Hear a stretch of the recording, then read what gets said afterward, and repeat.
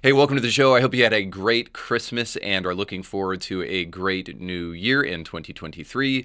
You may know by now that the show is on a brief break until January 3rd, where I'll be back with some great new current event shows and some great new guest shows, along with a whole host of new content that I cannot wait to reveal to you guys. A little bit more about that will be revealed on the 1st, where I'll give some of the spoilers about what we're up to here at Indie Thinker.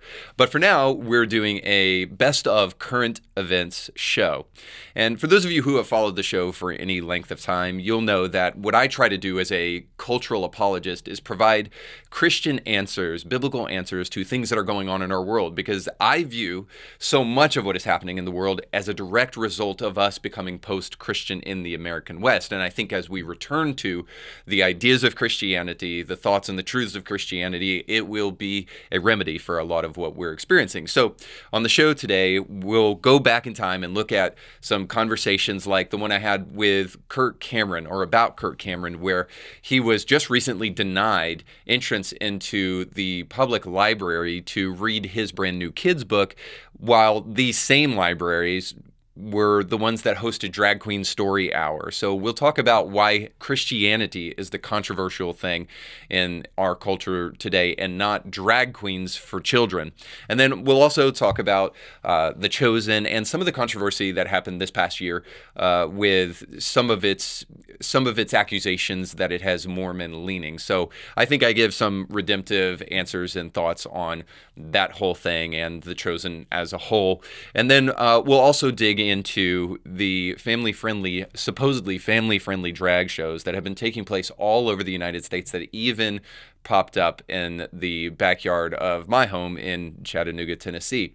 And so we'll look at those and talk about why they are happening more and what we can do about that. And then Shia LaBeouf's conversion as a kind of redemptive story, a beacon of hope, or at least this touch point in our society with this cultural figure who experiences God afresh and anew, and it becomes such a source of hope for him, especially when he is on a bed of suicide. So we'll talk about those things and more today on the Best of Current Events show.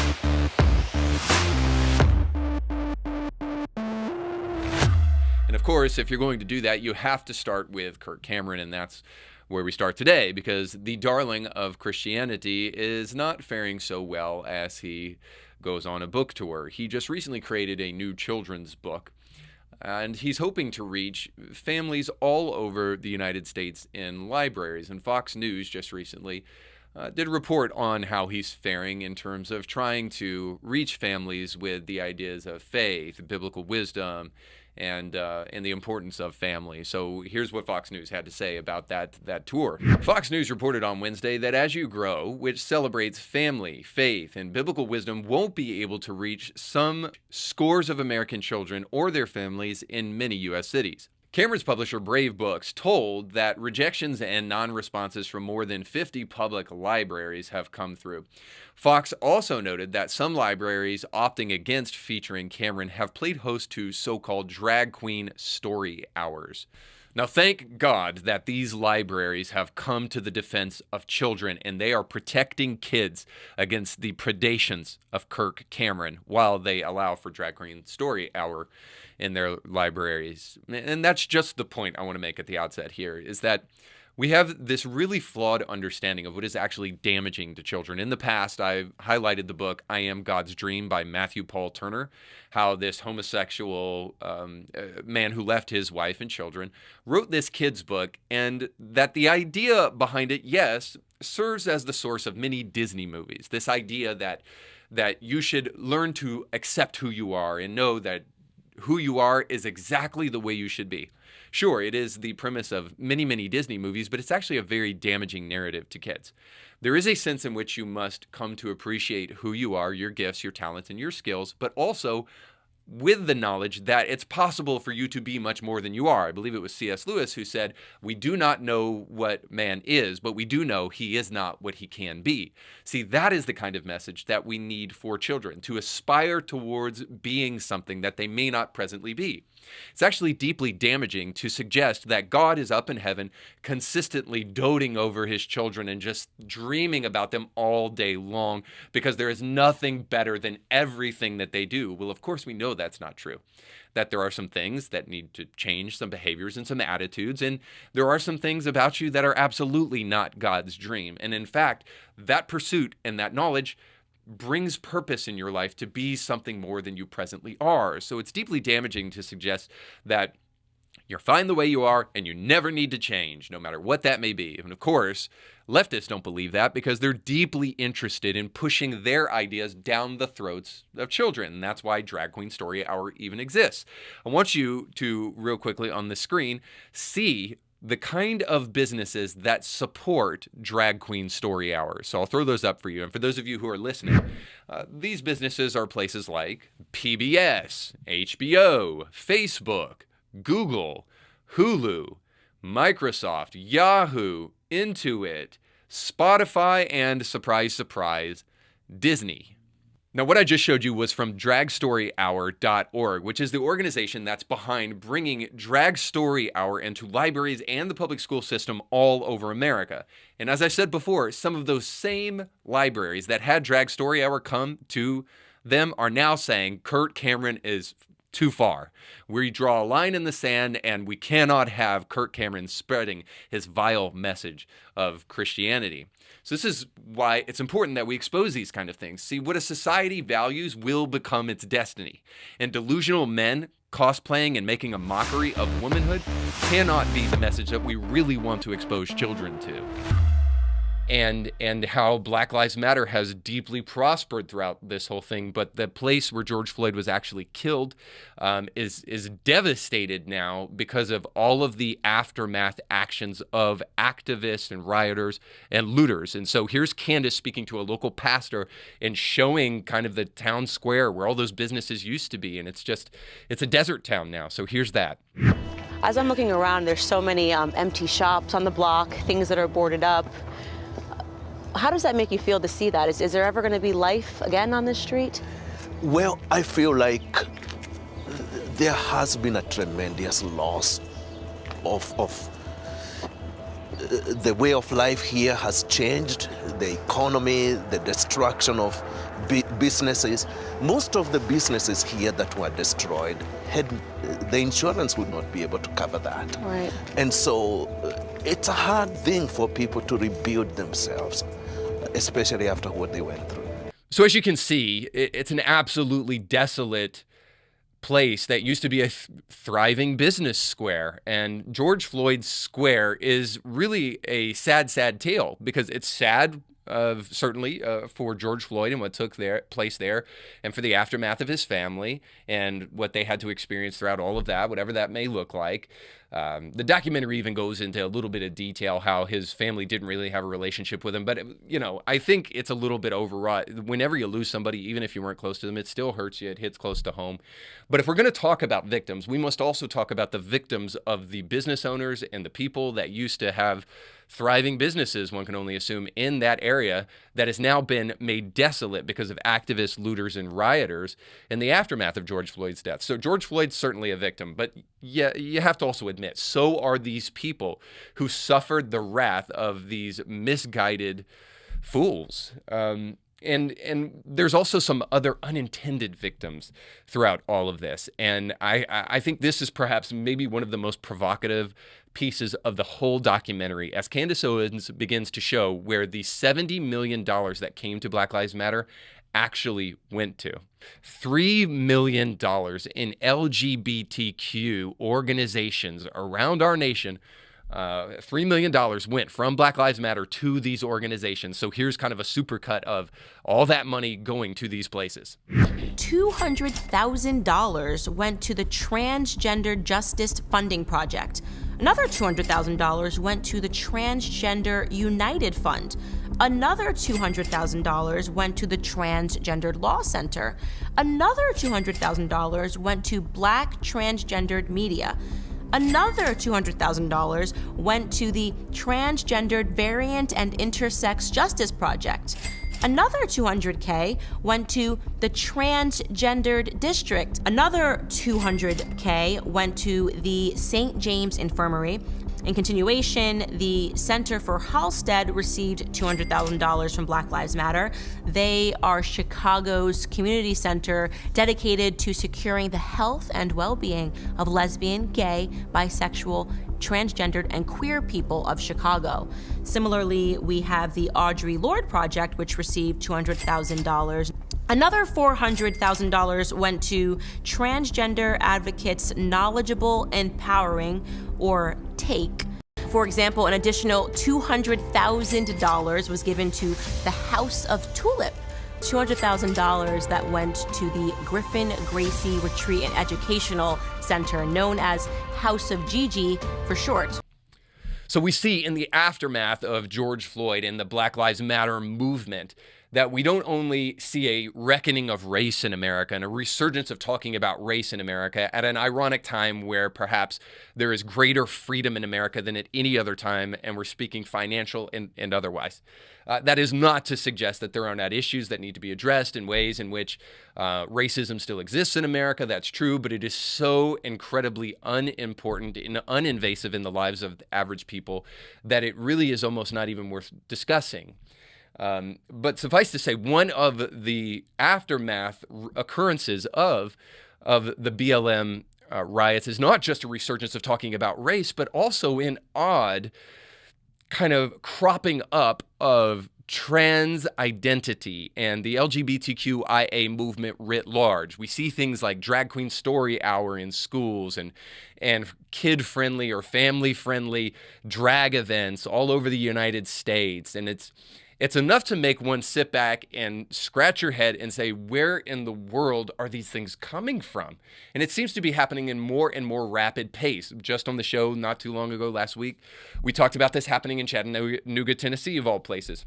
So where is this coming from? Where is this surge of trans activism really coming from? Well, inevitably, it cannot help but be coming from the $3 million invested in these activist organizations. So this is not even a conspiracy theory thing. This is follow the money and just open your eyes kind of thing. As long as you're not gullible, you can clearly see that there's a paper trail to these organizations. When they have this large infusion of cash, then they're able to infiltrate the public school system and infiltrate cities around America. So in part, the Black Lives Matter movement is certainly responsible for the rise of this LGBTQIA activism. Mass migration out of blue cities into predominantly red cities. So this is places like Austin and in Texas, and then other places in Florida. Fort Lauderdale, I think, received a lot of people, and West Palm, and different other places in the south of Florida. And there's other red cities where this happened as well. One of the red cities that actually received a lot of people, especially from California, was Chattanooga. Now, it didn't really get on the map because Chattanooga is a little bit of a smaller city.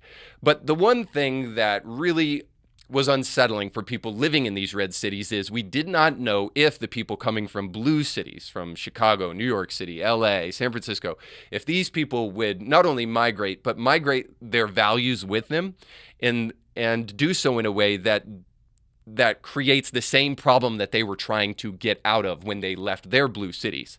Because the reality is that your morality will create the culture, and this is what happened by and large in blue cities, along with bad policy. But that debate, I hope, will be settled by a video that I'm about to show you of a family-friendly, I should say, quote-unquote, family-friendly drag queen show that just took place in Chattanooga, Tennessee.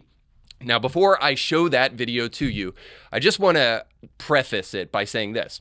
The reason I think it's important to show you this is not just because Chattanooga is my backyard, but also because there are people who felt like, I think, by and large, that this would never happen here.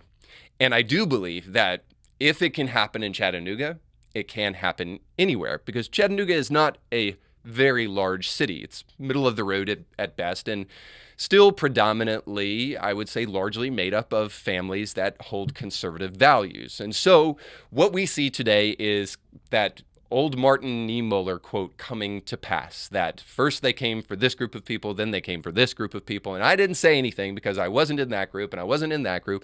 But then finally they came for me and there was nobody left to speak up. And so we're seeing that there is no place that is truly safe from the predations of the family-friendly drag queen show, as you'll see in this clip here.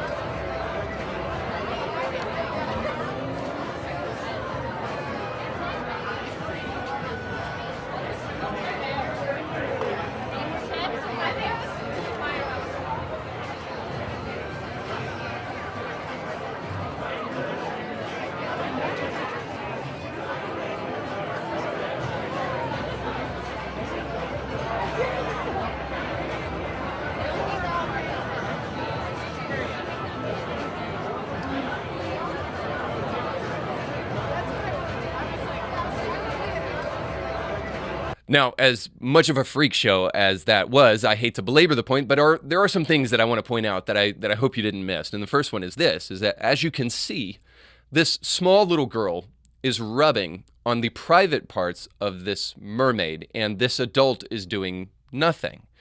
Now, people are good at giving the benefit of the doubt, especially Christians. I know we don't have the best reputation as far as that's concerned, but I think that's mostly a lie.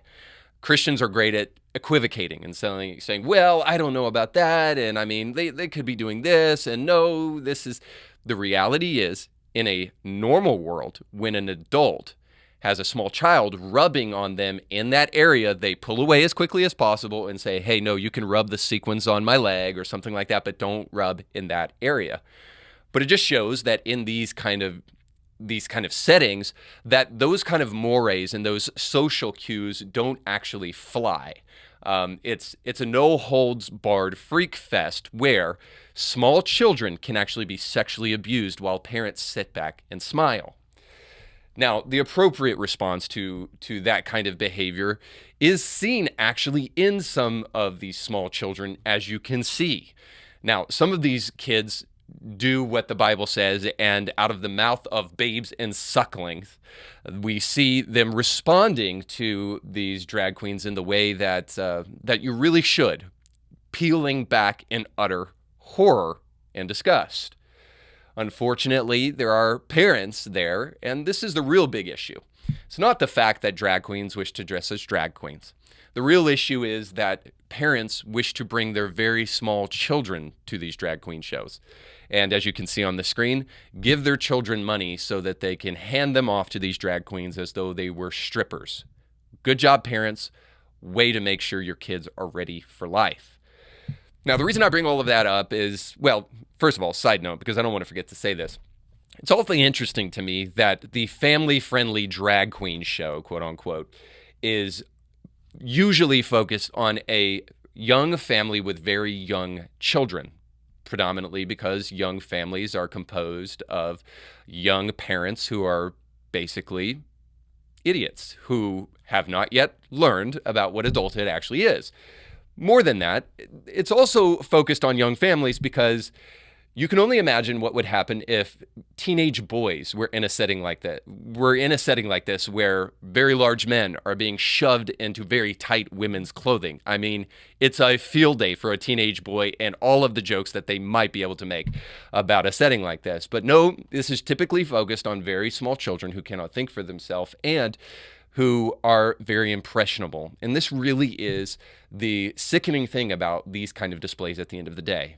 Now, while even as a Christian, I say, to a certain extent, this is a free country and you can do what you want. But I also step back and say, you can do what you want, but you cannot do what you want with kids, even when parents like seals sit back and approve of this kind of thing. Conservatives and Christians were made fun of in the past because we said that, things like, okay, groomer, and don't come for our kids. And then you have the San Francisco Men's Choir doing little parodies like this that are meant to be funny. We'll convert your children. Happens bit by bit, quietly and subtly, and you will barely notice it. And the implication with a video like this is that, hey, we're making fun of you guys who are overreacting about the fact that we're coming for your kids. We're not coming for your kids. We just want the same freedoms you have to be able to love who we want to love and do what we want to in our own bedrooms. Well, that's all up until they actually start coming for our kids, which is clear that these individuals are interested in that. Now, I want to be careful because it's not all individuals, but it certainly is these individuals. So it's not everybody in the homosexual community, but it is a certain subset of the woke liberal ideologues who wish to indoctrinate small children into this kind of sexual ideology. And it's always small children. It's never kids who can think for themselves or have the capacity for rational thought. It's always small kids. Now, I do have to say something about this.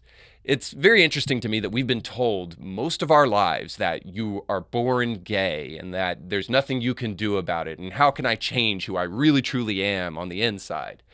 Why do these people have to work so hard to indoctrinate very small children if this is actually just a very natural thing that grown people do, and that there's nothing that people can do about it, and that it's just bred into them? It's in their DNA. It's in their genes. There's something about it. We can't find a gay gene, but trust me, it's there. If that is true, then why do these people have to work so hard to focus and target on children and shove this in their face? The reality is straight people aren't shoving heterosexual sex and heterosexual promiscuity in the face of small children. So this is not even whataboutism. This is a double standard that clearly exists on the left who wants to target children, which shows that the okay groomer thing is not that far-fetched. Now, the reason you should care about this, I guess, is multiple things. Is, like I just illustrated, one, kids are involved. And that changes the game a little bit. That's crossing over a line that demands our attention. But perhaps if that doesn't, and if that doesn't, I don't know what will get your attention. But if that doesn't, then perhaps you also need to consider this. Chattanooga Pride, or Tennessee Valley Pride, is a LGBTQIA plus advocacy organization that put on these series of shows over the weekend and decided to, in September for some reason, have a Pride Week. And they are responsible for doing some other things that I think that you should know about. In fact, just last year in July, they teamed up with the Edwin to put on a fundraiser of sorts. And you can see right here, I'm putting up on their website what they did. On July 17th of 2021, the Chattanooga Pride Board partnered with Whiskey Thief, which is a restaurant in the Edwin Hotel. And they partnered with them to raise money for the Hamilton County Bailout Fund. So from 3 to 5 p.m., 50% of everything that was made in that period of time went to the Hamilton County Bailout Fund. Now, I should explain that the Edwin is a very, very nice hotel that's on the river here in Chattanooga.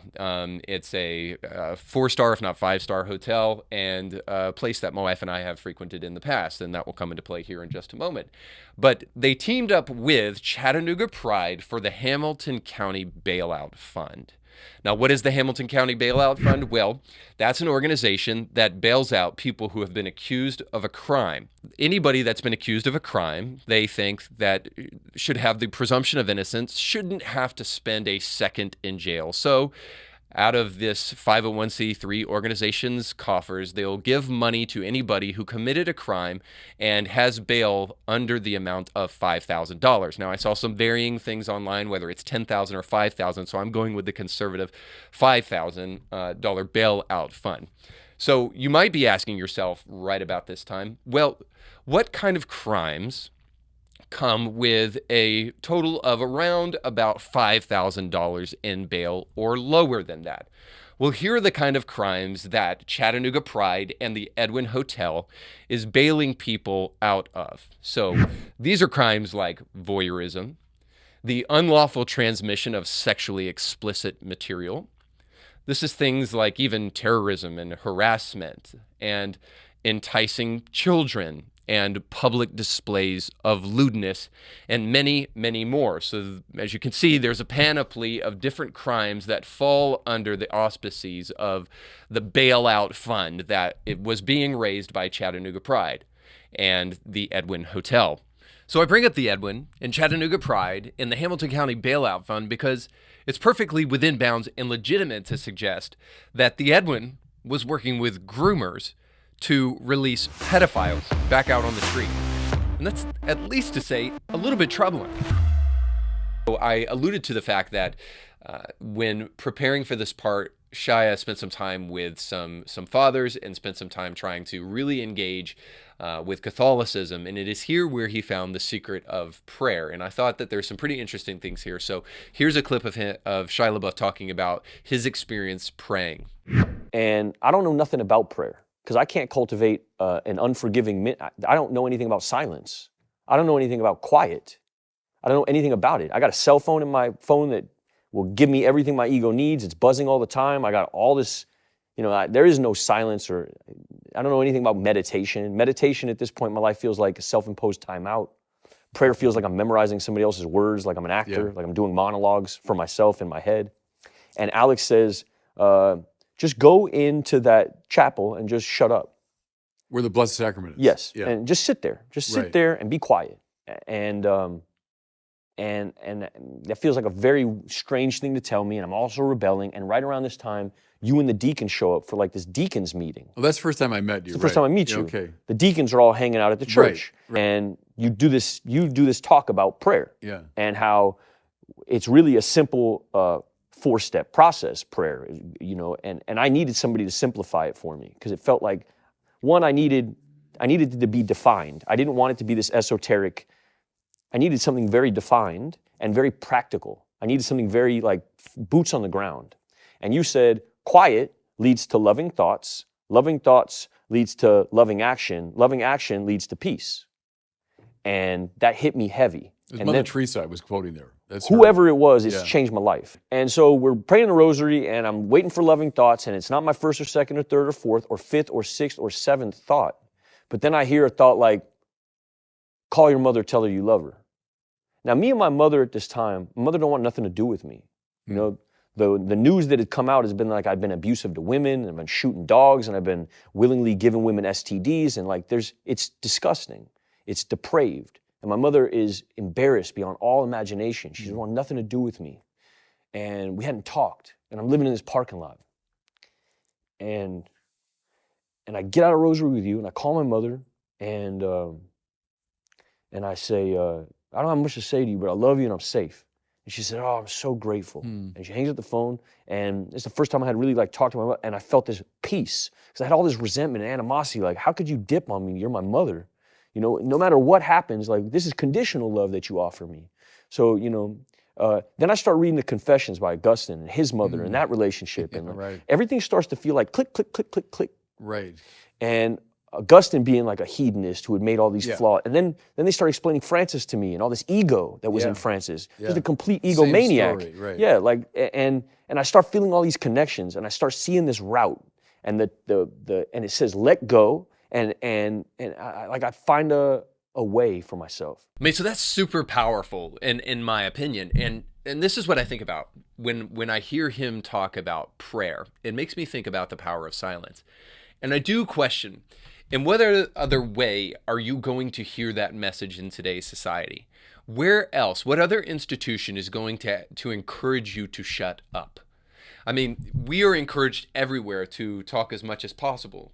And this is coming from a guy, by the way, me, who speaks out on as many topics as I possibly can.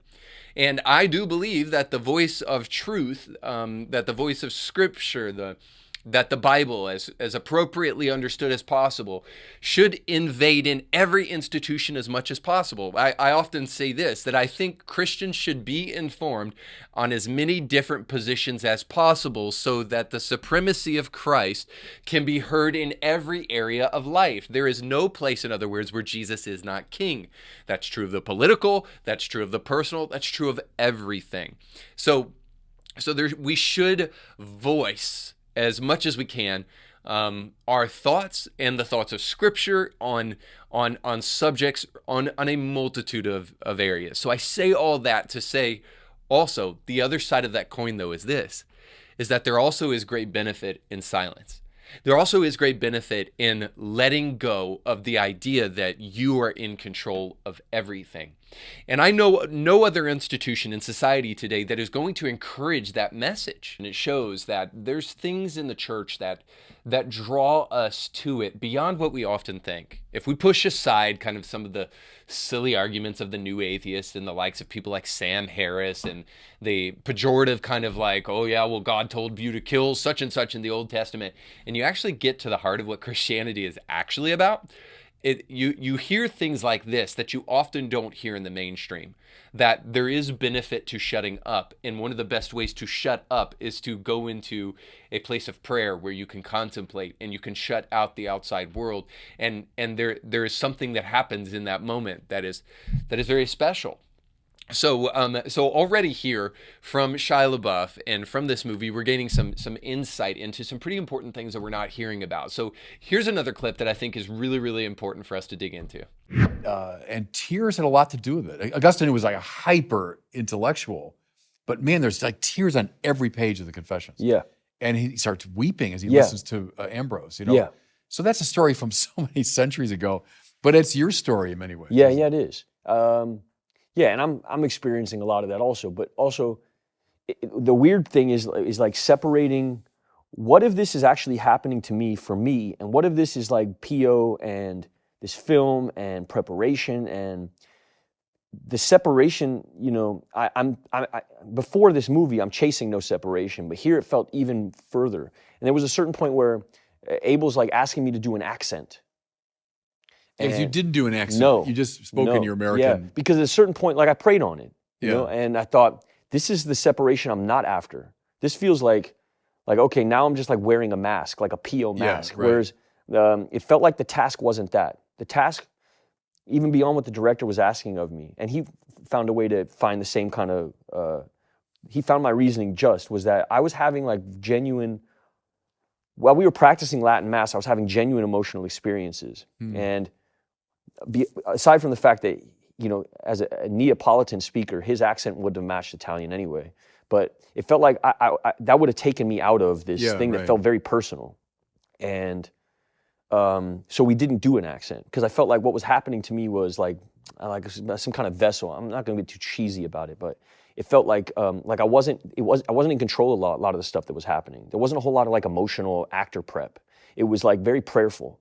When I felt like I couldn't hit a moment, me and Alex we would pray, and then it would come, like the emotion would just come. Pio was a very emotional guy. All right, now the reason I wanted to show that clip is that it's a great kind of addendum to what we just heard about prayer, kind of like where the you stops and the silence begins, and maybe the place where you can hear the voice of God, because we just kind of heard that in the wrestling match that Shia was having with how much to act and how much to let this come into him, and how much does this have to do with the kind of like spiritual experience that he's receiving throughout all of this endeavor, and how much of this is just a job, So all of these emotions and things are coming. At the same time, he's got this very technical task to do, to be an actor. And so he alludes to the fact that there is this moment where he's acting, but also he's experiencing these great emotional, moments as he's doing this, that something is happening inside of him. So it brings us to this question. And it's again the question of prayer and silence and all that kind of stuff, but it's the question also of spiritual experience, and it's the question of when does rhetoric stop, and when does the supernatural, the spiritual, or even if you want to go as far as this, and don't make the mistake of totally equating these two, but isn't that kind of the dance of life? Not only is this kind of the dance of prayer, where it's like where you end and God begins, but it's also the dance of life, of understanding, like, at what point in time are there things out there that you have yet to experience that you know are available, but that you don't know how to access them.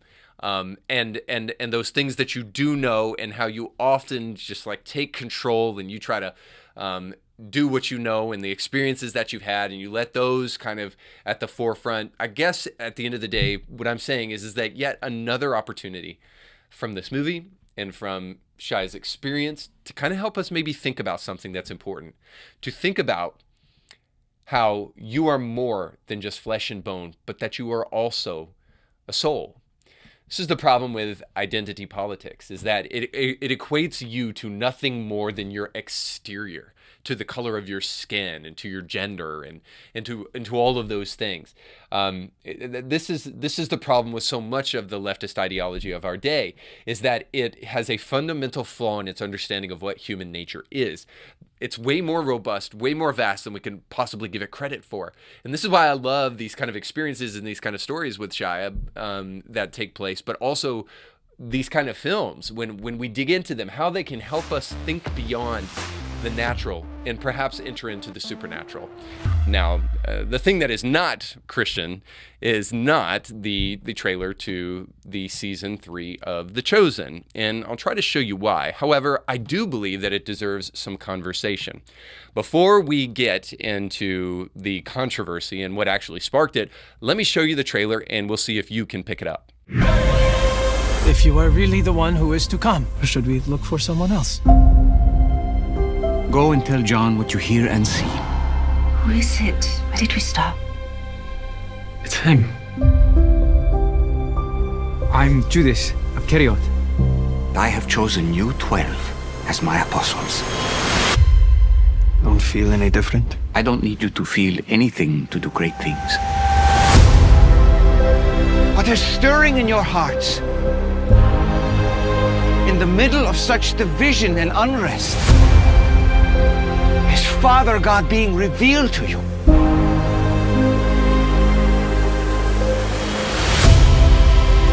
Come to me, all who labor and are heavy laden, and I will give you rest. A scourge of false prophecy must stop. Jesus, if you do not renounce your words, we will have no choice but to follow the law of Moses. I am the law of Moses. All right, did you get it? If not, here it is again in slow-mo. I am the law of Moses. That's right. This quote from Jesus, "I am the law of Moses," has been circulating all over the internet as of late. Now, when the trailer first came out, it was viral. People were loving on it and said they can't wait for the season to come out. And then, slowly but surely, the conversation started to change. And the conversation was around that quote from Jesus, "I am the law of Moses." And a lot of people said, well, this is a quote directly from the Book of Mormon. And it proves that, once again, The Chosen is influenced by the Church of Latter-day Saints, by Mormons who are out there and behind the production of this Chosen series. Now, the real question is, are people looking for drama, or is there something to this? And should we even talk about it in the first place? And I'm going to say, obviously, yeah, because we're talking about it today. Before we get into the actual conversation about the quote, where it comes from, is it from the Book of Mormon, and is the controversy rightly deserved? I just want to say this. I think it is fair to state, and I did a video about this in the past, that Dallas kind of brought this controversy upon himself. In the past, when he was tasked with explaining comments that Mormons believe in the same Jesus that evangelicals do, he didn't do a great job of defending himself. So here's my kind of response to that. Evangelicals and LDS love the same Jesus, or LDS are Christians. That would be a problem, and here's why. Not because there aren't LDS folks who are Christians, and not because there aren't LDS and evangelicals who love the same Jesus, but because it would be wrong of me to ever say that any one group believes any one thing altogether. What did you just say? Roll the tape back one more time. Not because there aren't LDS folks who are Christians, and not because there aren't LDS and evangelicals who love the same Jesus. Yeah, that's what I thought you said. Okay, so let's get this straight. So he was misrepresented and misinterpreted when he said that Christians and Mormons love the same Jesus. That's the contention that he just got done telling us. And then he goes forward and doubles down and says, Christians and Mormons do love the same Jesus, but just not all of them. So he literally thinks that the problem Christians have is his use of the word all, rather than the fact that there is this idea that any Mormons can be Christians. So to simply say that, no, I didn't say all Mormons or all LDS believe in the same Jesus as evangelicals, just my Mormon friends over here believe in the same Jesus, doesn't alleviate the tension at all from the fact that, in fact, Mormons don't believe in the same Jesus as the Jesus of Scripture and the Jesus that evangelicals believe in. So he didn't do a great job of distancing himself back then, so it's no wonder that people are still curious as to what may be influencing some of the writing of The Chosen. So I think the questions are fair game as we launch into them. Now, before we get to the major question, I do want you to hear what Dallas has to say at the beginning of his defense of the Season 3 trailer, or at least his comments about it, because I think he's got some good insight that is helpful to all of us. So here's him talking about how to respond to people and healthy ways to respond to people online. Art, there's no room for figures of speech. You're just saying things so straightforward that, especially when it comes to art, there's really no life in it. But again, it's a very important principle to worry about truth far more than what people might misunderstand, because that's going to happen no matter what. Now, here's the most important thing.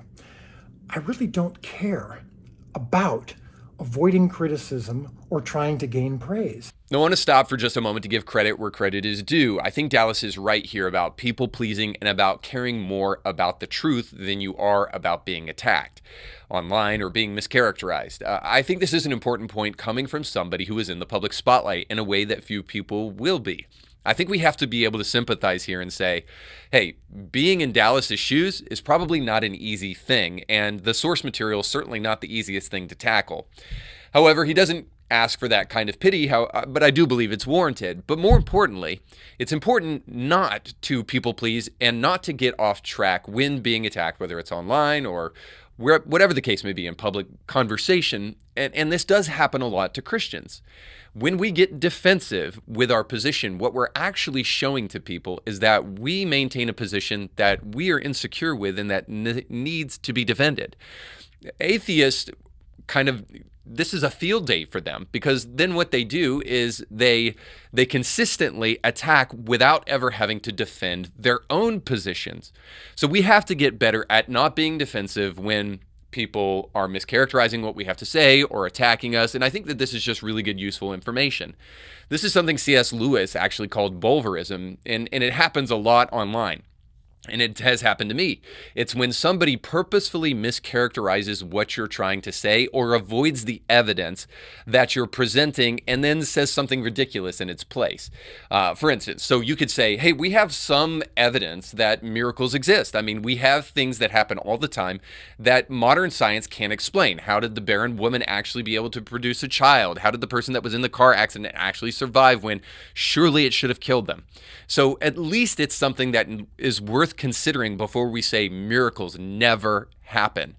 And typically what the hater or the person that is wishing to attack a position will often say is something ridiculous like, oh, okay, miracles exist, then I suppose unicorns exist also. So you see, they're purposefully trying to avoid the very important argument that was just put forth, or at least the one that has some merit to it, and putting forth a very meritless argument. This is also a tactic similar to straw manning. So it's really important that when attacked, we are not defensive. All right, so I think that's just good advice. But let's move on to the next point, because the next point he makes, I think, is something that deserves some attention, because he just says that, well, we should never respond to criticism, and you don't want me to produce a show where I respond to criticism. Well, I'm not so sure about that, so let's listen. See, I got to a point a couple of years ago where God took away any desire to please, any desire to people please. And I started to replace any narcissistic thoughts that I had or desire, what the Bible calls fear of man, any desire to get affirmation. I started to replace those thoughts with Scripture. And it became a little bit of a superpower. And I think it's a really important principle. When you don't do things to please people or avoid criticism, you really start doing things to please God. And that's an extraordinarily important principle. And when it comes to the chosen, never once have I actually said or done something, never once have we as a team said or done something to try to avoid criticism or to gain more praise. As we turn toward the actual question at hand, this point is very critical. Dallas tells us it's bad art to be overly concerned about critics. I totally agree on one hand. However, we can have haters for two reasons, at least because hate is going to hate or because haters are pointing out something that needs to be pointed out. For instance, the crowd reaction to Disney, like all of their movies, and most recently, the Amazon Rings of Power is rightly earned. Amazon Rings of Power was a complete cesspool of garbage, and it needed to be called out. The fact that those writers lacked the spiritual and creative ability to write something as beautiful as Tolkien is total fair play. For the writers to dismiss fans as racist, trolls, right-wing extremists, and more is simply to try to shelve rightly deserved criticism. Now, with starving people all over the world, the least Amazon could do was invest $1 billion in something not so dumb.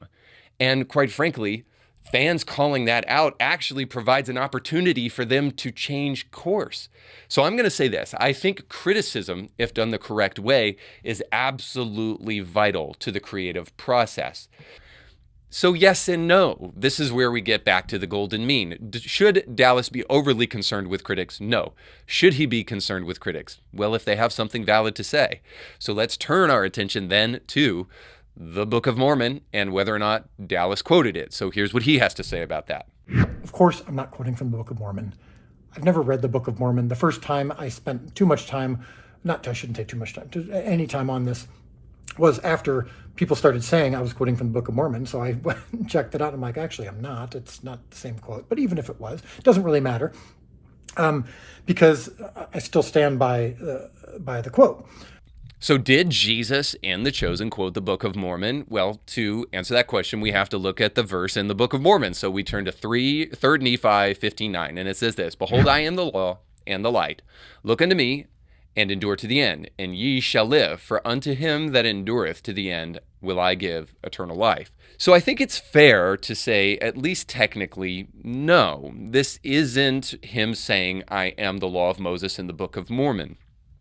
So I think it's fair to say technically no. However, the bigger question remains, and this is where I think criticism is well-deserved. Is Jesus the law of Moses? So push the Mormon conspiracy to the side and let's actually get to the quote of Jesus here. Well, the answer to that is no. The reason Jesus never said, I am the law in the Bible, but only said, I came to fulfill the law, because in point of fact, Jesus is the opposite of the law. Now, far be it from me to suggest that that means that Jesus is contrary to the law or that there is an animosity toward the law in the New Testament.